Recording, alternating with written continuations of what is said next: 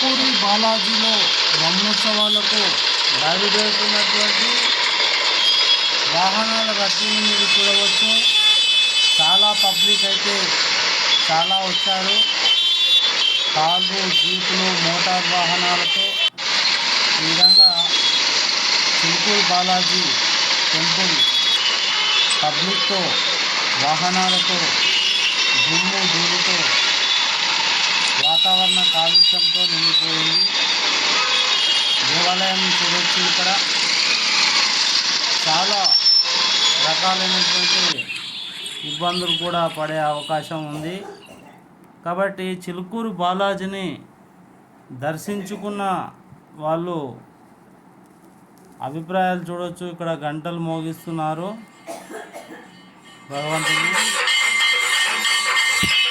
ఈ విధంగా చిలుకూరు బాలాజీ యొక్క దేవాలయాన్ని, ఇక్కడ విగ్రహమూర్తిని, కలశాలను, అలాగే ఆ భగవంతుని కృపకు పాత్రులు కావాలని అయ్యవారు ఇక్కడ గారుడ ఆల్వార్లను అభిషేకం చేస్తున్నటువంటి దృశ్యాలు చూడవచ్చు.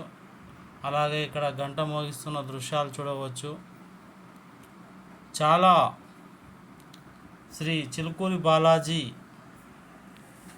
అందరి విశ్వాసాలు. గోవింద గోవింద నామస్మరణతో మరి మారుమోగుతున్నటువంటి ఆ మాడవీధుల్లో ప్రజలందరూ కూడా బ్రహ్మరథం పట్టి ఆ యొక్క గోవింద స్వామి అయిన బాలాజీని, చిలుకూరు బాలాజీని దర్శించుకోవడానికి ఎండను సైతము తట్టుకొని నిలబడారు. ఈ విధంగా శ్రీ బాలాజీ టెంపుల్కు వచ్చేస్తున్న అశేషమైనటువంటి భక్తులను మనము విజువల్లో చూడవచ్చు.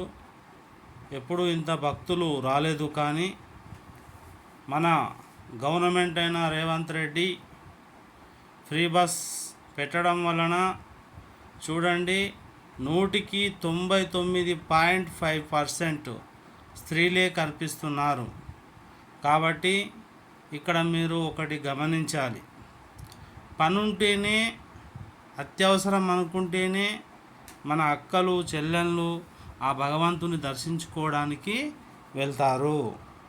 కానీ ఇప్పుడు కాంగ్రెస్ ప్రభుత్వం పుణ్యం వల్ల మరి ప్రతి మహిళ కూడా ఆ బాలాజీని దర్శించుకొని తమ యొక్క కోరికలు కోరుకొని రావాలని కోరుకుంటున్నాం.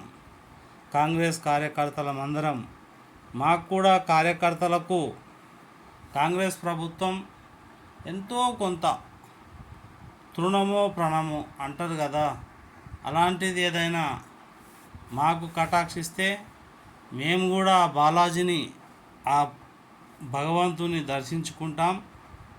మాకు కొంచెం ఈర్ష్యగా ఉంది, అలాగే వివక్షత చూపించినట్లుగా కూడా ఉంది. జెండాలు మోసేది మేము, జిందాబాద్ కొట్టేది మేము, ఓట్లు వేయించేది మేమే, ఓటు వేసేది మేమే. కాంగ్రెస్ కార్యకర్తలమైన మేము చాలా కష్టపడతాం.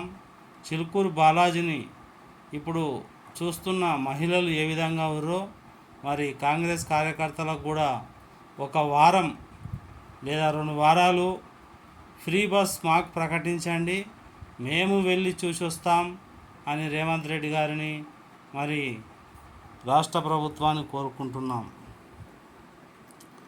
ఇక్కడ కార్యకర్తలు చూడవచ్చు.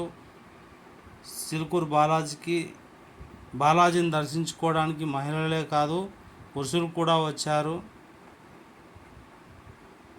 కొంచెం వివక్షత భావించినప్పటికీ